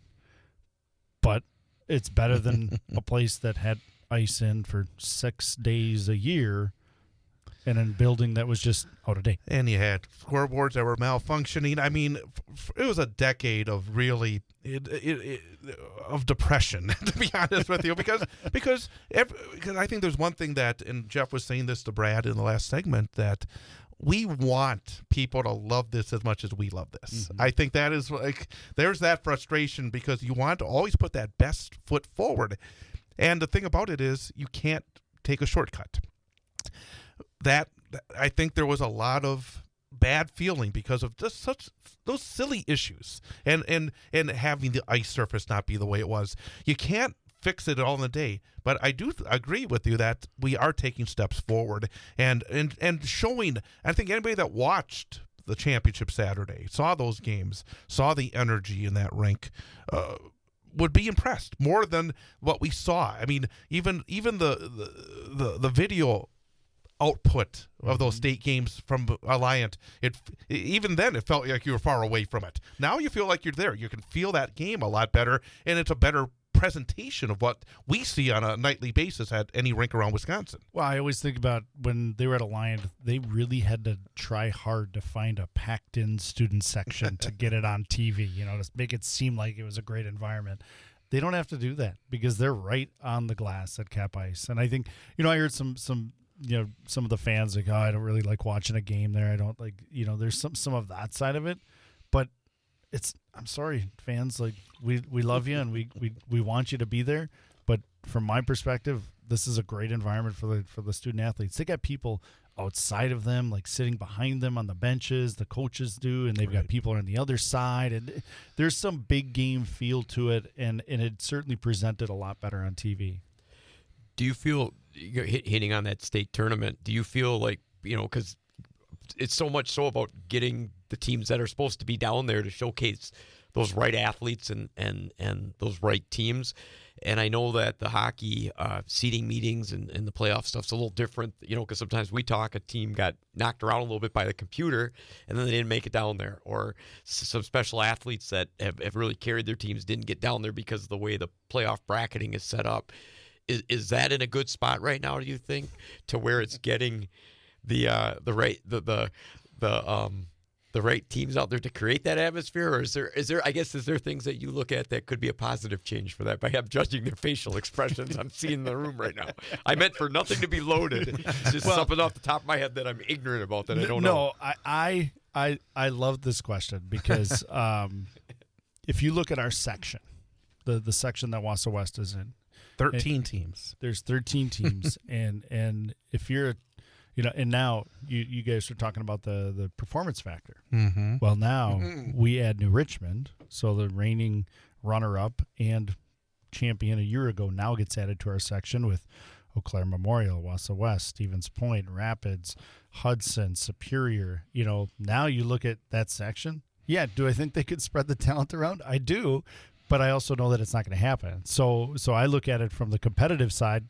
Great. The team that comes out of this should be the favorite to win the state tournament. I think you look at it, we've Hudson was a 3 seed a year ago from our section, and Chippewa was the 1 seed. And I think, everybody was a little surprised that they didn't make it to the finals because Brookfield played well in the third period and essentially stole the game, but played really well to get to the finals. The seeding, I love that the coaches do it. Mm-hmm. I think we get it right, and I would not. I've watched basketball the last couple of years, and talking to the coaches that I know, and I don't think anyone's been happy with it so far, unless you're a clear number 1 or you're a clear 16. I think everybody in between has an argument as to why they shouldn't be where they are, and I think our hockey coaches get it right 99% of the time. I think having meetings and talking it out and being able to talk about your season, like if you're missing a key player, that could be a reason for a 4-game skid in the middle of a basketball season. But all of a sudden you get that player back and you're a completely different team at the end of the year. So the coaches take that into effect there. It's a question on the survey. Do we want to go to electronic seating, or do we want to stay with in person? And I think the in-person seating works for us. I think, are we getting the right teams? I think the next growth for us is to get more Division I teams down there, no matter what way we can. Because right now it's 4-4. We got 4 Division II teams out of a 32-team pool. And then whatever's left, which has been in the 54 to 56 range, get the other 4 slots. So I think we're looking at trying to way to get 8 and 4. But that, we know that that's an uphill battle because that would affect the girls' tournament. And it's really important for us to have that equity for those girls, to have that environment, to have the same access that we get as boys. When you look at the game itself, when you look at the skill level of the teams that you see, whether it's in the Wisconsin Valley Conference or in the non-conference games that you play, and you always play some of the best teams in the state of Wisconsin, how is the game? How is the game that people come out and see right now in terms of the talent, in terms of the coaches, in terms of everything, in terms of the entertainment that people, when they put their $5 or whatever it may be down, I should really know how much it is, but I always go in the back door because of I'm lugging something. So I pay with that with my back. But in terms of the game itself, how do you feel about the talent that you see on the boys' side right now? On the boys' side, I think it's really good. I think there's a lot of equity. I mean, I think seeing Brookfield down there and seeing some different teams in sectional finals here, there's different pockets of talent as you watch, the youth scores coming up throughout the youth state tournaments. New Richmond's loaded. Like, they've got a good youth group. Hudson's got a really good youth group. Who else? There's a bunch of other youth programs that had found success in the state tournament. Medford participated in a youth state tournament for the first time in a really long time and ended up finishing 4th in the state tournament. So, you like little pockets of small Division I and II communities that are going to have success. I think our Team Wisconsin model, where the kids play for that Tier 1 group and the Wheels and the Wheel group, which is a Tier 2 group. So, like, you're getting more kids playing more often, which creates its own challenge, right? I mean, these kids have to balance multi-sports all the time. But I think for the game itself, there's a lot of depth, and I think you're going to see it'll be interesting to see where things go, because knowing just in our section alone, I know Ashland is going down to Division II, New Richmond's coming up to Division I. Does that change our circle at all? Fond du Lac Springs has now got to go up to Division I because of the performance factor. Mm-hmm. That changes the Milwaukee, Fond du Lac, Appleton area section. How does that change those things? So where the game is, I think it's going to be really interesting. There's some good depth. There's some really good talent coming. As long as they stay within the high school game, I think fans would really enjoy it. I mean, I'd argue any fan that is considering going to a high school athletic event, go. Just go. And right? something real interesting when you talk about the balance. When you look at the teams that made it to the state tournament this year, the champion Notre Dame Academy in Division I, they lost 8 games this year. You had the runner-up Brookfield, they lost 6 games this year. You had even Chippewa Falls, the number 1 seed, and obviously they were the number 1 seed in the toughest bracket, and they still lost 4 games. You had Edgewood, who was obviously had a great year. They lost 4 games. In Division II, you had teams that lost 9 games, and 14 games. It just shows, again, even the best teams, they're not just losing games, they're losing often. That shows, again, a great balance right now in high school boys hockey, doesn't it? A ton of balance. I think it makes seating meetings really interesting because when they happen, there's usually about 4 games left, and sometimes there's some really key matchups. Like I think Chippewa and Eau Claire Memorial played after the seeding meeting, and I think Eau Claire Memorial really wanted that game before. But there's a ton of balance. Even you look in our section, I mean, there is some really tight games, and even the games like we played everyone really tough. Mm-hmm. You know, we found a way to give away more than we wanted to. And the thing about real quickly, you played real tough against the teams above you, but also those teams below you played Wisconsin Rapids twice, DC Everest. So there's almost double-digit teams that were very tough teams to play in that very tough bracket. Yeah, I think our section's fun. I mean, and the nice thing about our coaches is we're all scheduling each other, so it makes seating meetings actually pretty easy. You know, like boom, boom, boom. You figure it out.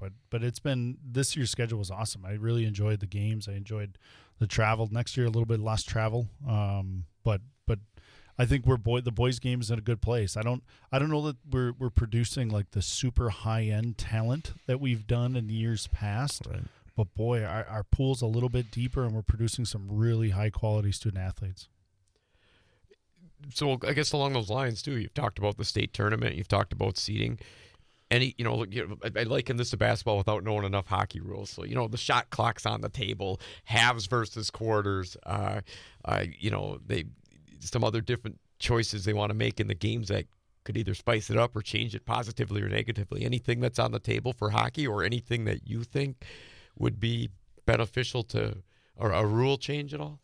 Well, I think you'll see with the unfortunate accident over in England, I think you'll see some neck laceration protection coming. I think USA Hockey mandated that starting in August 1, that all players 18 years and under and officials have to have neck protection because of the injury that resulted in an unfortunate death over in England in a professional game. And I think you'll see some of that. On the procedural side, the overtimes in the playoffs, I think, still bother a lot of coaches, because right now we all want to see the game end 5-on-5. And in the regular season, we went to a 8-minute 5-on-5 overtime, which is the normal game. And then we went to a 5-minute 3-on-3 just to get a result. So there's some of that. And then in the playoffs, when you get to the playoffs in the state tournament, we go an 8-minute 5-on-5, resurface, 8-minute 5-on-5. Then we drop down to 4-on-4. Then we drop down to 3-on-3 to get a result. And I think as coaches, we want to see it end 5-on-5. We don't want to get down to, 4-on-4 or 3-on-3 to see a result in a state tournament. Will it be exciting? Yeah, absolutely. But when we went to that model for the playoffs, that's why we added the second overtime, because our argument was, okay, well, if you're going to force us to go 4-on-4 and 3-on-3 to determine our fate and the length of our season, we need to practice this throughout the season. Right. So getting to that 3-on-3 time. So I think what you'll see from our group is we're going to request a little bit more 5-on-5 time. So maybe it's a 8-minute 5-on-5 and then followed by a 17 5-on-5. I think that's the next step for us to make sure that we give ample opportunity for the game to end in a more traditional hockey sense. Again, we're talking to B.J. Brandt, head hockey coach at Wausau West High School here on Bull Falls Radio, 98.9 and 1230. The girls' side, and you obviously, you were with me in the booth for the last 4 games of the regular of the playoff run for the Central Wisconsin Storm. You have a daughter who was a state champion, which is obviously very exciting. So I think you know enough about the girls' game to talk about that as well. How would you characterize the state of the girls' game? Because I know that it's been a situation where they've been hoping to get more teams, and it has not happened. I mean, you look at the Storm, they were in a very tough section, but it was only 6 teams in the section. Happened to be 3 of the top 4 teams in the state in the section. But at the same time, we're kind of, steady and even sometimes losing a team or two on the girls' side. But yet, it was, I thought, a very exciting state tournament. I thought it was a very exciting sectional. We saw some incredibly exciting sectional games, including an overtime sectional final. So I would say that there's a lot of good things about the girls' game. We just wish there were a few more teams. You didn't mention where that sectional final was, Chad. Oh, stop it. I'm trying to forget that part of it. I think the girls' game is in a good place. I think their high-end talent is good. I think you look at the Autumn Coopers of the world from Superior, Division I athlete, committed to Bemidji State to play Division I hockey. I think, we've got a couple other girls that are on that path to be Division I players within that group. I think overall, and this is boys and girls, we're producing a ton of Division III hockey players, which is awesome. I think anybody who what a great story, by the way, with a national champion, undefeated national champion from this state, with a lot of with Wisconsin players, right? I mean, fantastic. Yeah, and I just you look at where the girls' game is and how we're producing. And again, like I suggest anyone who knocks any Division III athletic event, go watch it live in person, because it is outstanding sporting. I mean, it is the true passion for the game. But the girls' game is producing some really good players, and I think you look at the way we kind of judge a little bit off how our Tier 1 teams do, the pre and post. The girls' side right now has Wisconsin Selects 19U going to nationals, Team Wisconsin 19U going to nationals. They've got a 16U wheel team going to nationals. They've got a 14U team that's participating, or another 16U team participating in nationals at the USA hockey level. So you look at that, there's a lot of girls that are playing some really high-end hockey. Now, the one thing I'd say the girls' game doesn't have is growth in teams and in communities, because you look at it right now, I think it's at 26 teams total. Obviously we want to see that number grow. I don't know if that happens. I mean, the argument is that Central Wisconsin Storm should split up. Well, I just don't know. Like, you might split up for a year, and a year later you're back together, because it's just the way the numbers fall. And that was going to be my question was, you're talking about all the girls that are already into it and already interested, and that's why those teams that you listed are able to balloon and go out and find success. One of the things that Chad always shares on my limited hockey knowledge is that there's not, how the Storm has to travel so much and go out and get all these, because there's just not as many teams. Is there a factor for that because it seems like it's doing well, but is there something that can be done to you can't make a school have a team if they don't have enough interest? Is there stuff not being done there, or is it just is there any way to change that to get more teams in Wisconsin? I mean, I think the way you change it is at the youth level, right? I mean, you make sure that you get young girls and young athletes into the game, and you hope that it pays off later. Some communities, like I look at Green Bay. Green Bay's got a really good strong youth program. Well, they all come together and have a really strong high school team. And you look at the way youth is structured a little bit now, like we have a Central Wisconsin Storm, a youth program. So you look at those girls have played together quite a bit. Sure, some play boys, some play for different teams and things like that. But for the most part, all these girls are playing for the Central Wisconsin Storm youth. So the youth programs have somewhat branded around what that high school environment is. So I don't know if that itself leads to growth. In our Wausau community, we had a Wausau Warjack, so just our youth program had a 10U girls program of all Wausau girls. So that part, I think you have to get to more single community-based programs to be able to allow the high school game to grow a little bit. But right now, if you look at the youth programs, they're branded almost identically to what their high school motto is, or what their high school mascot is. And one thing that's fortunate around here is we do have the ice sheets, where you do have, Wausau has Marathon Park, you have Everest with Green Neck, you have Merrill with the Smith Center. A lot of the areas in the state, especially maybe some of the larger population centers, unfortunately, they don't have these ice sheets, so they have to have these almost regionalized groups as well. I mean, there's a lot of different factors that I think a lot of people don't realize that, say, one of the groups down in southeast Wisconsin wants to break away. Well, you also have to have the ice sheet, and in some areas it's hard to, even if you had an interest, to find the land and build it, and the cost involved. There's a lot involved, isn't there? Well, every time you see a school addition, Chad, there's never an ice rink in the plans. But you know what? Every school's got a basketball facility. Yeah. So you look at it.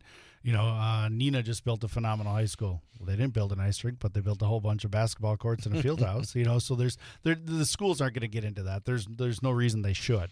But yeah, I think you're going to see there's a new rink coming into Forest, so hopefully that leads to some growth on the north side of Madison there. I think there's talks of new rinks around here. Does that lead to growth? Does that lead to more growth within the game and in the girls' game specifically?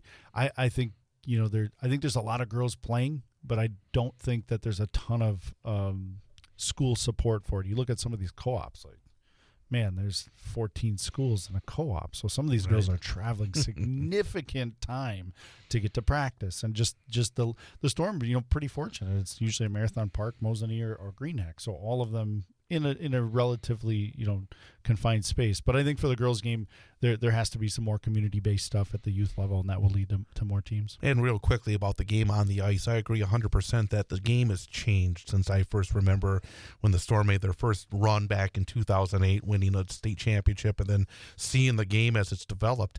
You see these girls shooting the puck so much better. I mean, I remember back in the early days of girls hockey, that was one of the areas where you didn't see a lot of kids that could really shoot. And I think right before I was leaving on the Thursday after the Storm had won their game and St. Croix Valley was playing, and seeing Kendall Sunby shoot the puck.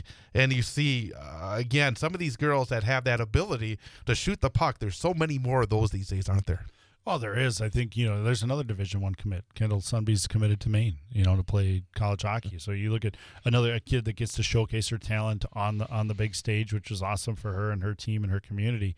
I think so. I think the skill of the game has changed. I think, like I talked to you when we were on the air, like the Storm versus Green Bay was a great showcase of high school hockey talent, girls hockey talent in our state. It was a great two teams to have to be showcased on the statewide network and through this radio station and to be able to show what girls can do and how the game has grown. Think back to, the very first year, I think Hudson was the champion that year, and you look at how the game has changed from there. Man, the girls shoot the puck better. They handle the puck better. They're faster. They play the game with pace. They play the game with, we talked. There's no body checking in girls hockey, but it's a really physical game.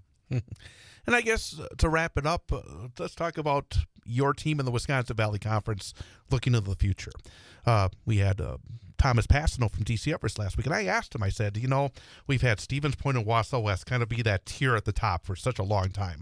And I asked him, because he have a younger team, a lot of himself being back and a number of his younger sophomore teammates he was talking about. But as you look ahead, both for your program, for Stevens Point, for DC Everest, Wisconsin Rapids had a really good season as well. And then, of course, you still have the Blue Jacks and the Marshfield Tigers. How do you look at the Wisconsin Valley Conference going into next year? I mean, I think there's going to be some parity. I think there's going to be a lot of competitiveness. I think, if you look at SPASH, they've got a lot coming back. You look at Wausau West, we have a good amount of talent coming back. You look at DC Everest, I mean, they graduated 2 or 3 kids only. So they've got to feel pretty excited about it.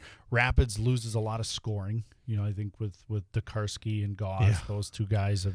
It's about time, huh? I'm okay with them graduating. They've been around a while. Yeah, Rapids will be down a little bit in numbers, so I don't think they'll have a JV, but they'll still be really skilled and really talented.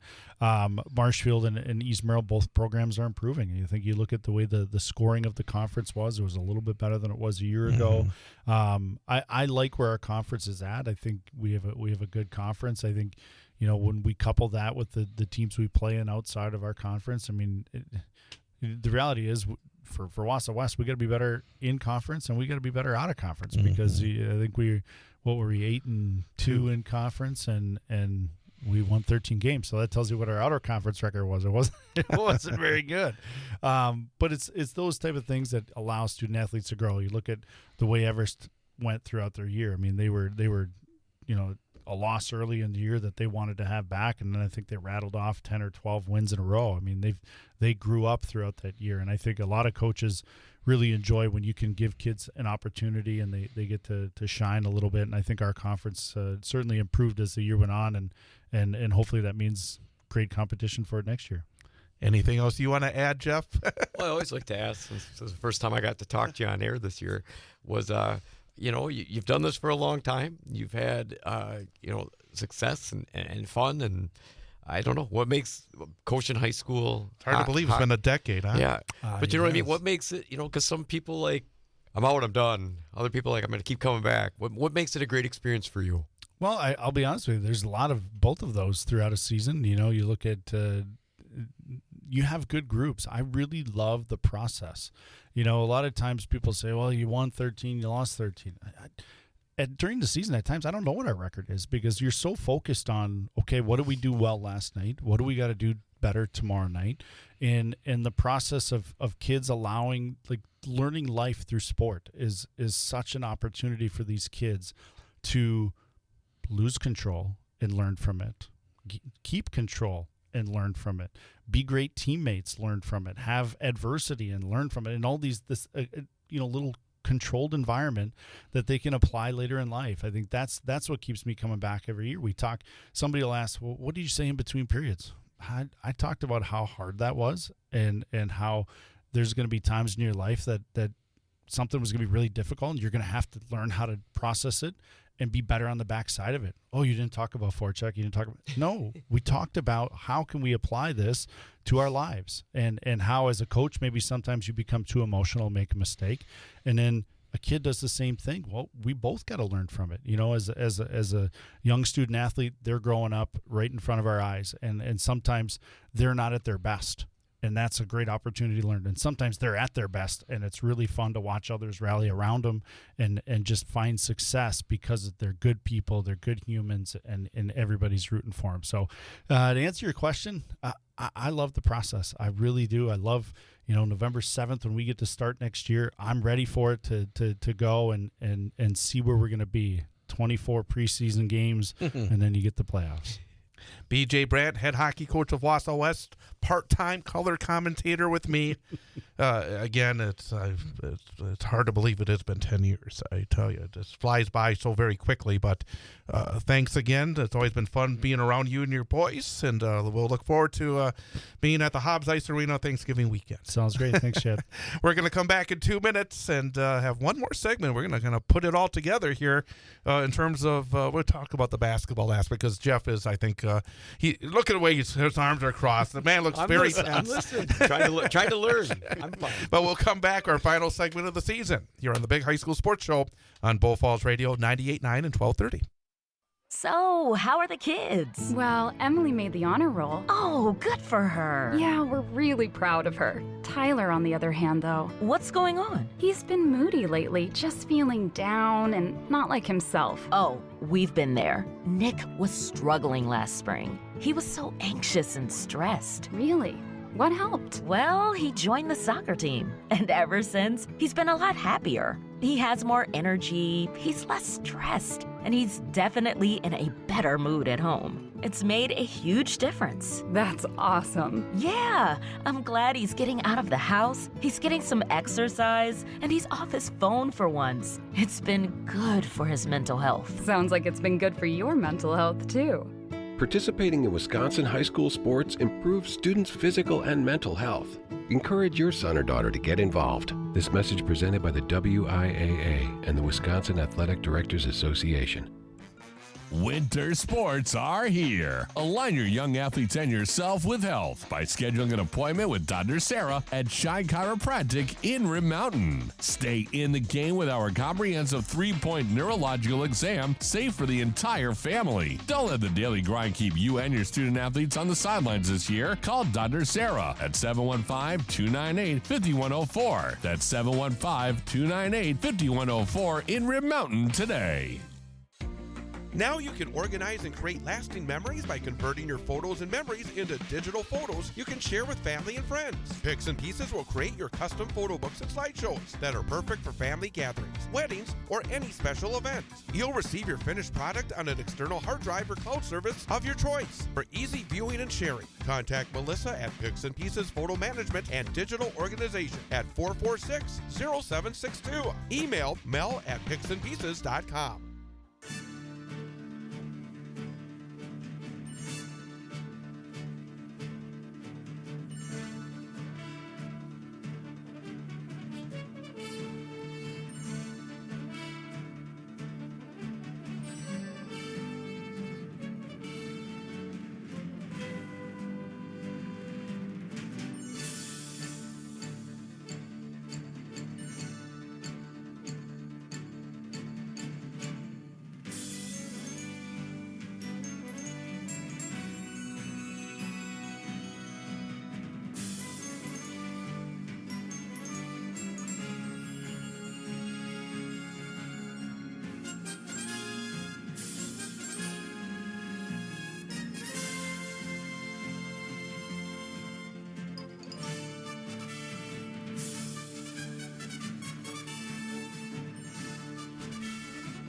And welcome back. Big High School Sports Show on Bull Falls Radio, 98.9 and 1230. BullFallsRadio.com, mobile devices, and Alexa by searching WXCO and on the Civic Media app. Jeff Gress and myself, it's time to kind of put it all together this year. And again, it's easy to say, well, best player, but I kind of want to go a little bit differently in terms of some of our teams that we've been covering. And I guess, let's start with boys basketball. When you look at it, whether it's teams or individuals, maybe individuals who really stepped up this year, that was almost a surprise, or teams that you were impressed with the process that they went through and the progress that they made, what maybe jumped out in a way that, a little bit off the beaten path than simply, hey, this was the best player or this was the best team?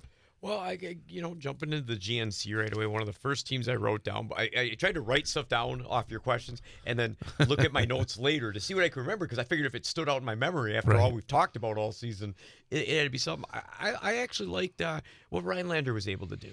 I know their playoff run wasn't anything spectacular. I mean, they might have only won one or two, if that, if one for sure, maybe two. But I thought to come back and tie for the conference lead in some of those games they had to win. They could put that up on the banner. Yeah. They got a conference championship. Especially against a great Mosinee team. Right. Oh, yeah. Mosinee is very good and deserving of that conference championship, too. And I think for them to come back and fight for a battle in it is a big deal, because, sometimes your back's against the wall. You've been, winning and losing is every other game, and that's why they're sitting at about 500. But to come back and pull that out, you got to give Coach Lemons and his group credit to get that first place tie for the conference championship. That's a great props. That really is, and frankly, I wasn't even thinking that way, and that's a really good, I think, point, because there were times this year, and I think I said it to you, and I may have said it to Coach Nate Lemons, the brother of Derek Lemons, of course, the Lemons brothers here in north central Wisconsin, where Rhinelander lost a lot of games in terms of non-conference. They challenged themselves. They play a lot of Division I teams from the Wisconsin Valley Conference, and they were losing a lot of games. I said to you, man, sometimes does that bear down on a team? But yet, the last big game of the regular season, they had to go to Mosinee, go into that gym, knowing they had to win that basketball game to have a chance to get a share of the conference championship, and they did it. Again, what we heard from Coach Brandt, the experiences of having some tough times, they were able to use, I believe, based on what they were able to accomplish in that win at Mosinee, to find a way that if they hadn't been challenged, if they hadn't had the bumps and the bruises, they probably don't win that basketball game. Correct. Right. Fighting, as Coach Brandt mentioned, fighting that adversity. What are you going to do when your back's against the wall? You're going to try to come out on the winning side, or are you going to take your lumps? And I think that was a big deal. Just sticking on the boys' sides in terms of coaching jobs. The other way your mind wanders in my mind is, you look at some of the conference championships. I thought I've coached the Marywood long enough to know what a war it is on any given night, just personally, and for Coach Jacobson to go through the conference. This is one of the few years I think we've seen where the unblemished record in the Marywood. Yep. I mean, you got it's 16-0. You got to give them credit there. Usually, there's one slip up sometimes where you try not to take a night off, but the kids just didn't do the job they needed to. So you usually get one there, and the other teams are so good they can steal one from you, even if you are hands down the best team. So I thought the job that they did throughout the season was outstanding, and piggybacking on that, the Valley was highly competitive, and I thought one of the best, with doing the show with you, one of the best years I've seen the Valley at just a high stakes, and for Marshfield to be able to go again on unblemished record in that conference. They just always found a way. It might have just only been by a couple points, might have been by 20. They played significantly well and consistent, and so for Coach Fisher and Marshfield on the boys' side, I thought those are between them, Rhinelander, Marathon. There's a ton of other. I know we're always going to miss somebody here for our listeners. Well, the thing about Marshfield was a team I was going to mention because, number one, sweeping Stevens Point, sweeping Wausau East, really good basketball teams. And then when they got the number one seed, and I said before the start of the playoffs, that was going to be a challenge. I mean, they were the number one, but again, it was almost as though we were waiting for the teams from the WVC to fall short of the sectionals. And both Marshfield and Stevens Point were able to get to the sectionals. And I thought for Marshfield to be able to beat Kaukauna. I saw Kaukauna. That was a really good basketball team. It's a shame that they were not able to get over the hump against Neenah. I think that was a team that deserved an opportunity to get to state, and I think they would have been a challenge at the state tournament as well. But, like you said, I think it was just a fantastic year generally for the Wisconsin Valley Conference to see Marshfield do what they did, to see Stevens Point again be a great challenge, and they're going to be a big challenge again next year, to see Wausau East finally be able to take that step. We've seen, I think, the growth for some of these younger players the last few years. You saw the talent. Yep. When was it going to come together? It came together this year. To be able to beat Stevens Point in that massive win on their home court, to be able to find a way in that thriller against DC Everest where they were able to find a way, to be able to get to the sectionals for the first time in such a long time. Great for Wausau East. That school needed, I think, that kind of athletic success. It's been a rough go of it for a number of years. And even I thought, again, I will use my little bit of a bias here, but I thought Wausau West had their best year in a number of years.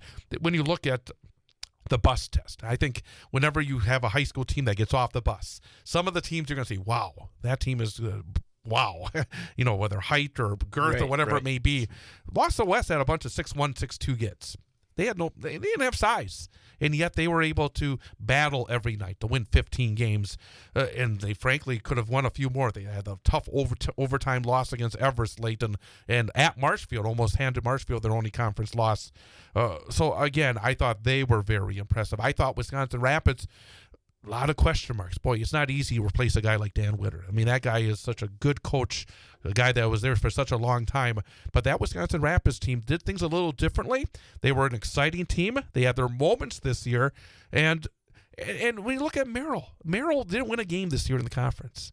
But they gave Wausau East a great battle in the playoffs. That shows how good that conference was. Right. Because Merrill is not one of those teams you think, oh, they had nothing. They have some good basketball players on that team. They got a very good coach, and yet they weren't able to win a conference game. And they did, and as Coach Pieper said last week, against teams from the GNC, they beat Rhinelander, the conference champions. I mean, they did a lot of good things. So that conference, the Valley, was one of the really good stories this year. In the balance, I think, of players that you actually have leaving that are considered good players did well for their time there and they're graduating, with the youth that's expected to return. Yeah, I think so. Not only did you have those seniors that are out and are done due to graduation, they've left their mark on the conference. As much as everybody's talking about the load that's coming back in terms of these young players that have a ton of varsity experience. Slide to the girls' side with coaching, I thought.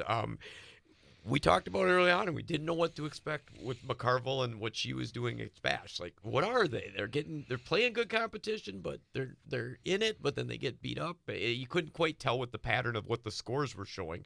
And so for them to, I'm looking at the conference here, for them to go back and solidify and win that conference in that first year, I think was a good job. I mean, to go get that's not an easy mark, and they found consistency as the season went on.